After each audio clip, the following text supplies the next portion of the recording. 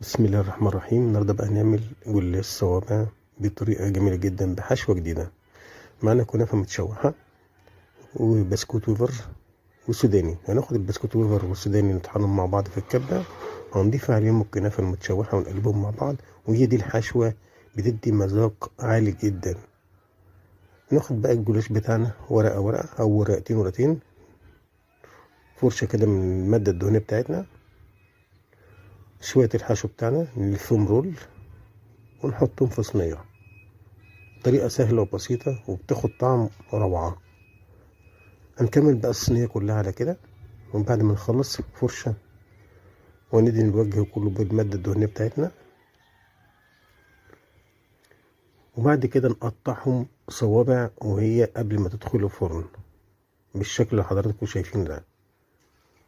بسم الله ما شاء الله، طعمه بيبقى روعة والحشوة دي جميلة جدا.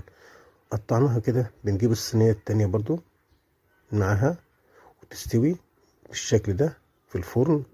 عملنا صينيتين حطيناهم في الفرن طلعوا بالجمال والروعة ده. نسيهم بقى بالسيرم بتاعنا اللي حضرتكم كلكم عارفينه طبعا. نشبع الجلاش بالسيرم دوت، ما بيبقاش مسكر قوي، خلي بال حضراتكم، بيبقى معتدل جميل جدا.